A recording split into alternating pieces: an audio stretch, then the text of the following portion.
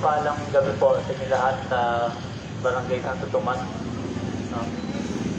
Mag-share lang po ako ng salita ng Panginoon. Huwag po kayong mag-alala, hindi po ako manghihingi ng pera sa inyo. Hindi po ako manghihingi ng love offering. Ano po? Libre po salita ng Diyos para po sa atin lahat. So, glory to God. Hingi po ako ng pasensya sa abala sa inyo. Pero ito po ay para po sa ikabubuti natin lahat. Amen. So, glory to God. So, bago po ako mag-umpisa, nais ko muna pakilala sa inyo. Ako nga pala po si Kuya Alvin, rider po ng angkas, saka ng mobile. Ito po yung trabaho mo. After na maghanap buhay, nangangalan po ako, Cavite, Batangas, Maynila, Rizal. Ito po ang mission ng buhay ko. So bago rin po ako nakakilala sa Panginoon, namuhay din po ako sa kasalanan. Dati rin po akong babaero. Ano po? Totoo po yun. Hindi po nakakahiya na tayo po yung lumapit sa Panginoon, magtiti sa ating mga kasalanan. Amen. Sa panahon po ngayon mga kapatid, patuloy na napapalayo ang mga tao sa ating Panginoong Jesus. Marami pong iba sa atin na wala na pong oras na makinig sa salita ng Diyos, wala nang oras na magbasa ng Bible, wala nang oras manalangin. Enjoy na sila sa buhay nila. Pero hindi nila nalalaman na pagdating sa kabilang buhay, doon nila mararanasan yung consequence na ating ginagawa. Amen. Pamunta na po yung Holy Week. Marami po sa atin na masyadong talagang tayo nagdasal. Sana po araw-araw Holy Week para mga tao araw-araw nababalik loob sa Diyos. Amen. Yun lang po ang kaparaanan, Holy Week.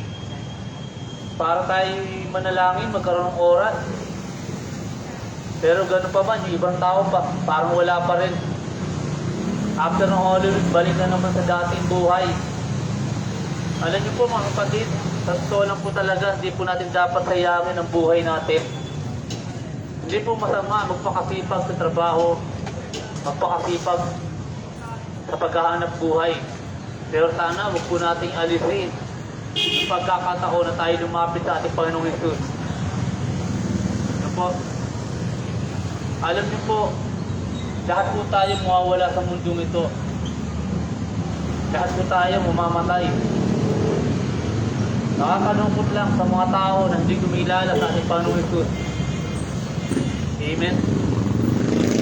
Po, ang talaga napalayo sa Diyos. Wala po akong dinadalang religion. Ang dinadala ko lang po ang Panginoong Jesus. Amen. Kaya kung naman po sekta ng religion, yung nakakapakinig sa oras nito, lahat po tayong mahal ang ating Panginoong Jesus. Ikaw na nakikinig, ikaw na nakakapakinig ang mensahe, mahal ka ng Diyos. Hindi relihiyon mo ang makapagbabago ng buhay mo. At hindi ang relihiyon mo makapagligtas sa iyo. Wala pong iba kundi ang ating Panginoong Jesus lamang. Kaya nga po sabi po sa Gawa chapter 4 verse 12, walang ibinigay na ikaliligtas ng mga tao kundi ang ating Panginoong Jesus lamang. At sinabi rin po sa John 14:6, ako ang daan at ang katotohanan, walang sino makapunta kasama kundi sa pamagitan ko. Amen. Hindi mo na kailangan pahirapan, saktan ng sarili mo. Dahil lahat ng hirap, lahat ng sakit na dinanas ng ating Panginoong Jesus nung mapako siya sa krus, inako na niya na dapat tayo yung magdurusa. Amen. Yung mga nakilala po ko, ayaw makinig dahil ako rin po'y born again. Pero kung sekta, naparito para sa ating lahat. Amen. Kaya huwag mong sasabihin, huwag mong iisipin na ibang relihiyon to. Lahat po tayo, mahal ang Panginoong Jesus. Ito tatandaan natin. Amen. Hindi pera, hindi kayamanan, hindi negosyo ang makapagligtas sa iyo, at hindi yan ang kailangan ng Diyos, kundi ang puso mo. May mga tao na parang wala na lang talaga. masayang-masaya na sila sa buhay nila. Alam niyo po, totoo po ang sasapitin ng tao pagkatapos ng kamatayan. Kung hindi impyerno, langit. Yung mga tao na hindi tinanggap ang Panginoong Hesus sa puso nila, yung mga tao na namuhay sa kasalanan, yan po pupunta sa impyerno. Totoo po yun. Kaya habang mga pagkakataon pa po tayo mga kapatid, mga kaibigan, sabi po sa 2 Peter chapter 3 verse 9, hindi pa niya tinutupad ang pangako ng kanyang pagbabalik. Sa halip, binibigyan pa niya ng pagkakataon ng lahat ng magsisi. Dahil ayaw niya na tayo mapahamak, gano'n tayo pagmahal ng Diyos. Sana yung pagmamahal ng Diyos na ginawa, tuklian natin. Wala naman pong hinihingi ang Panginoon ito sa atin kundi yung puso natin na handang sumunod, handang magtiwala sa Kanya. Pag minahal mo ang Diyos, hindi ka mabibigo, hindi ka masasaktan. At kahit kailan, hindi ka niya iiwanan. Amen? So, glory to God. Mamaya po, after po na evangelism ko, mamimigay po ako ng libreng Bible. Po, yan to awesome sa mga kapatid. Sabi po sa John 3:16, gayon na lang ang pag-ibig ng Diyos sa sanlibutan. Ibinigay niya ang kanyang bugtunan na kung pang sinusumpalataya sa kanya, di mapahamak, kundi magkaroon ng buhay na walang hanggan. Amen? Nang dahil kay Jesus Christ, lahat ng pasakit, tinanggap niya. Amen? Tiniis niya. Hanggang siya mamatay. Tiniis niya para sa atin lahat. Pero tayo, ibang taon, wala lang. Huwag po sana tayo dumating sa punto na talagang halos hindi na tayo kumita. Halos hindi na tayo makapaghanap buhay. Halos talagang hirap na hirap tayo. Saka tayo lalapit sa Diyos. Alam niyo po, pag lumapit kayo sa ating Panginoong Hesus, na meron kayong malalim na relasyon, kahit anong hirap, amen, hindi ka niya pababayaan. Iba yung may Diyos ka, na kasama doon sa tao na may Diyos, na walang Diyos, na kasama pinagkakatiwalaan. Amen? Kaya po, ito mga kapatid, isang malaking pagkakataon na binibigay ng Panginoong Hesus sa bawat sa atin. Huwag mo isipin yung kaibigan mo na pagtawanan ka dahil sa paglapit mo sa Diyos. Huwag mo isipin yung asawa mo nang dahil sa paglapit mo sa Diyos. Huwag mo isipin ang boyfriend mo, ang girlfriend mo dahil sa paglapit mo sa Diyos.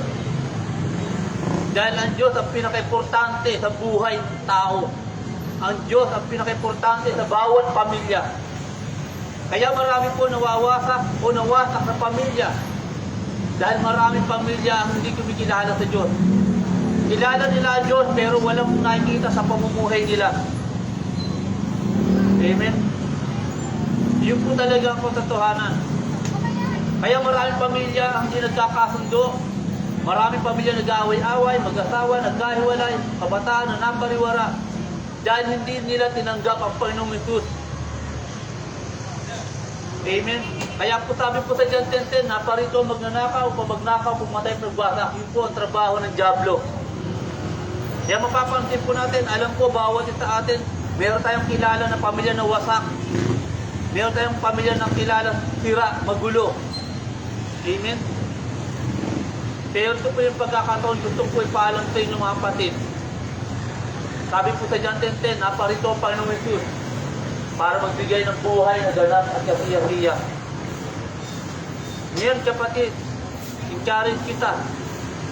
Kung gusto mo lumapit sa Panginoong Hesus, nakahanda siya tanggapin ka. Hindi niya titingnan ang mga kasalanan na gawa mo. Hindi niya titingnan ang mga kasamaan na nagawa mo. Ang titingnan niya yung puso mo na handa siya tanggapin. Amen? So glory to God. Magkakaroon po ako ng isang prayer for acceptance. Inuulit ko, hindi kita dinadala sa relihiyon. Dinadala kita sa isang malalim na relasyon sa ating Panginoon Hesus. Walang church akong binabanggit dito, kundi si Jesus Christ lang. Amen? Kaya sa oras ito, gusto ko po mga kapatid, na bawat sa atin, ito na po yung pagkakataon. Lumapit, manumbalik na tayo sa ating Panginoong Hesus. Di natin hawak ang buhay natin, anytime pwede tayo mamatay. anytime, hindi natin alam kung ano pwede mangyari sa buhay natin. Kaya sa pagkakataon na ito mga kapatid, ako po'y mananalangin ng pagtanggap sa mga gustong tumanggap sa ating Panginoon Diyos. Malaya po kayo sumunod sa aking babanggitin. Praise God. Sabihin po natin, dakilang Diyos, inaamin ko po na ako isang makasalanan na nangangailangan ng kapatawaran. Pinagsisihan ko po ang aking mga kasalanan at binubuksan ko po ang aking puso at tinatanggap kita bilang Diyos, Hari at tagapagligtas ng aking buhay. Salamat po Panginoong Jesus sa pagmamahal mo sa akin at sa pagkakataon na binigay mo sa akin. Amen. Praise God. Purihin po ang Panginoon. So, ito mga kapatid, meron po akong pinamimigay na libreng Bible. Sa mga gusto po ng Bible, pwede po kayo lumapit. Wala pong bayad. Alam niyo po, pag meron po kayo Bible, dito niyo makikita, mababasa at malalaman kung gaano kayo pamahal ng ating Panginoong Jesus at yung kanyang magandang plano sa buhay natin. Amen. Sige po, sa mga may gusto po ng Bible, pwede po kayo lumapit. Libre po, wala po bayad.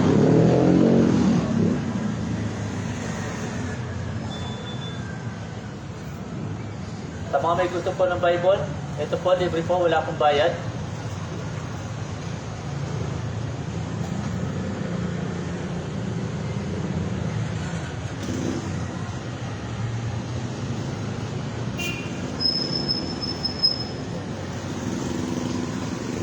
Sa mga may gusto po ng Bible, huwag po tayong mahiya. Amen? Dahil ito pong Bible, ito makakabuti po sa atin. Kaya minsan po naguguluhan ng buhay natin, yung kaisipan natin, kasi wala tayong pinangahawakan. No? Itong Bible na to, ito magtutuwid sa pamilya mo, magtutuwid sa buhay mo. Sa mga may gusto lamang po ng Biblia, libre po to, wala pong bayad.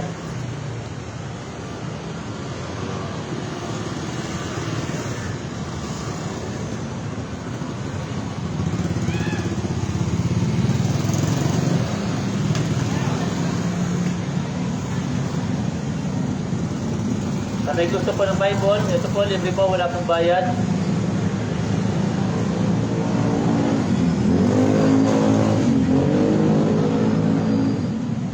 For the last time po, sa mga may gusto po ng Bible, okay, salamat po, praise God po sa mga nakinig at sa mga ayaw ng Bible. God bless po sa inyo lahat. So hayaan niyo po na may pag-pray. Salamat, God bless. So hayaan niyo po na makapag-pray po ako para po sa inyo. Ano po? Dakilang Diyos, salamat po Panginoon sa pagkakataon na ito na nagpapasalamat ako, mayroong humingi kahit isang tao na tumanggap sa iyo. Lord, I pray Panginoon na patuloy kang kumilos sa buhay nila. Dalaan ko o Diyos, pagpalayan mong bawat tao na nakapakinig na makilala ka nila ng lubusan. Di man ako maging kasangkapan para makilala ka niya. Alam mo Lord, may gagamitin ka para makilala ka. Pagpalain mo Panginoon ang bawat hanap buhay na naandito, God. Dalayan ko Panginoon, anumang pagsubok ang dumating sa bawat tao, sa bawat pamilya. Ikaw Panginoon ang magbigay ng katagumpayan upang makita nila Panginoon kung gaano kakabuti. Maraming salamat po o Diyos. At nawa Lord God, sa panahon ng kahirapan, patuloy kang kumilos. Ipadamong sa kanila na kaya mong pigilin, kaya mong tulungan, kaya mong provide ang mga tao na nagtitiwala sa iyo. Purihin ka Panginoon, dakila ka. Ito aking dalangin sa iyong Panginoon. Amen. Maraming salamat po sa inyo lahat. God bless po. Salamat sa asawa ko na nanonood. Sa iyo din, Pastor Saldi, salamat. God bless.